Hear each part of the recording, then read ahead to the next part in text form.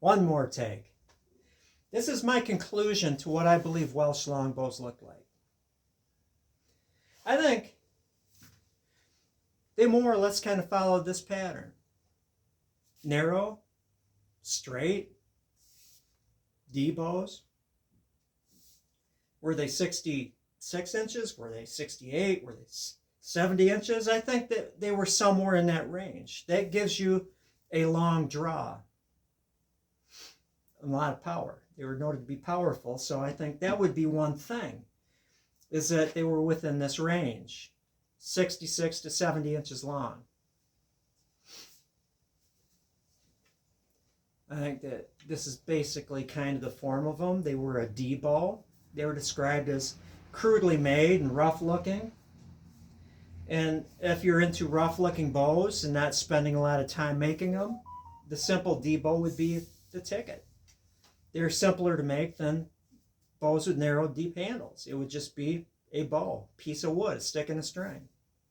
The one big bugaboo, though, is, did they have round bellies or did they have flat bellies? Well, in the past, I've caught a lot of flack. I'd say that Welsh longbows probably had flattened bellies because they weren't made out of yew. They were made out of white ash and they were made out of elm. They weren't made out of yew. This is what happens when you make a round-bellied bow in a whitewood.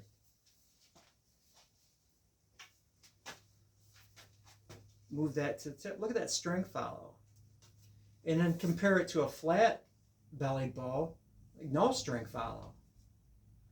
And it doesn't take a genius to figure out that, like if I was to make a bow in a round-bellied bow and then compare it to one made out of the same material with a flat belly, the flat-bellied bow would be a superior bow. The only two arguments I can come up with to say that Welsh longbows had round bellies was, number one, English longbows had round bellies, therefore Welsh longbows had to.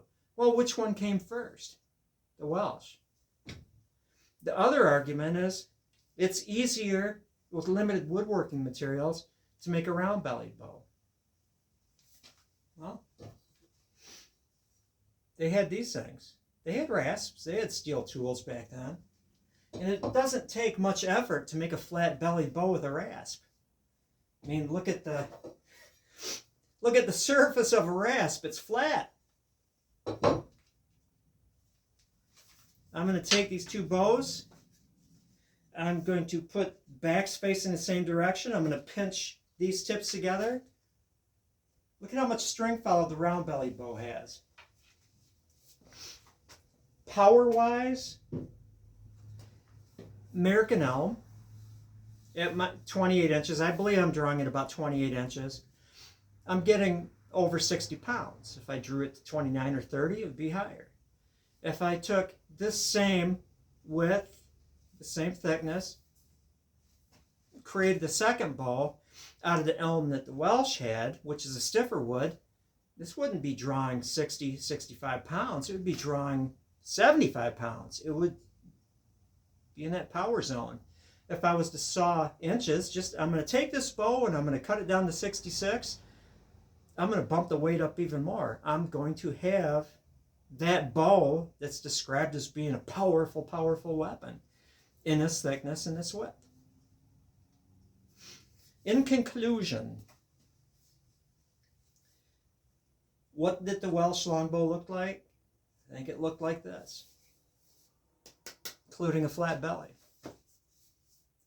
And with that, I'm going to say, the next time you see me, I'm going to be working on Osage and Sinew-back bows. Again, I actually got a start on Hugh's bow yesterday. It is supposed to be that recurve flat bow, Osage and Sinew. 50 pounds at 26 inches. It's currently 50 pounds after working on it for some hours yesterday. 50 pounds at 22 inches. So I'm getting close. Yes, sirree, Bob. That's all I have to say.